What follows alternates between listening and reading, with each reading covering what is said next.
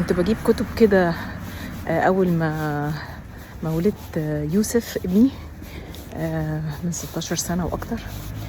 فكنت بجيب دايما كتب وأقرأ بقى في التربية وحاجات زي كده. فكان في جزء كده من الكتاب شدني جدا وكان اسمه فيتامين الإحباط. فاللي هو يعني ايه فيتامين الإحباط ده؟ مهم جدا في تربية الطفل انه ما يبقاش كل حاجة مجابة للأطفال، وانه كل حاجة تبقى متاحة ليهم، لانه ده بيعطل نموهم وبيعطل نضجهم وبيعطل يعني عضلات كتيرة في شخصيتهم انها تنمو.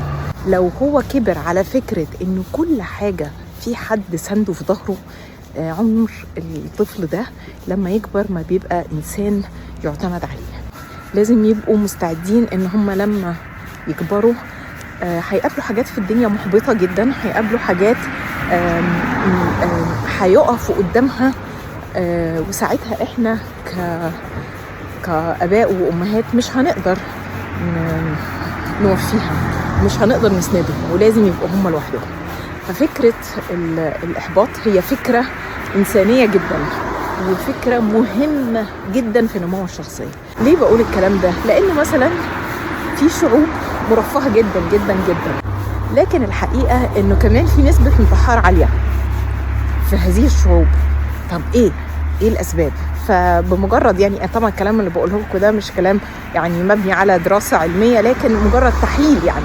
فلما يبقى احتياجات الإنسان كلها مجابة، مبقاش عنده حاجة فيها تحدي يقدر يعملها، الحقيقة إنه بعد وقت بيفقد معنى الحياة، بيلاقي إنه كل حاجة مجابة، وإنه ما عندوش أي ضرورة إنه يبذل مجهود، إنه يتعب، إنه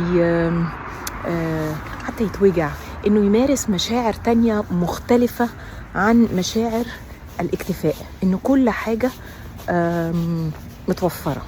وتلاقي الناس، بعض الناس يعني طبعا، إنه لما بيتعرضوا لأي نوع من أنواع العقبات بيلوصوا، لأن هم مش معتادين على الأزمة، مش معتادين على إن هم يحلوا مشاكل، مش معتادين على إن هم يواجهوا نوع ما من التحديات الإنسانية اللي احنا متعودين نمارسها طول الوقت. الواحد ممكن يشوف كمان الإحباط بوجهة نظر تانية، إنه فرصة إنه يقوي نفسه أكتر، يقوي مناعته النفسية وصلابته النفسية أكتر، إنه يمرن تفكيره بإنه يشوف الحياة من وجهة نظر مختلفة، إنه يتعلم يقرأ الإشارات اللي ربنا بيبعتها له، إنه ليه هو أحبط، سواء بقى أيا كان معنى الإحباط ده، عدم توفيق في شغل، عدم توفيق في علاقة، فقد مال، تعثر في حاجة في الحياة. في إحباطات كتيرة، لكن مش دايما الإحباطات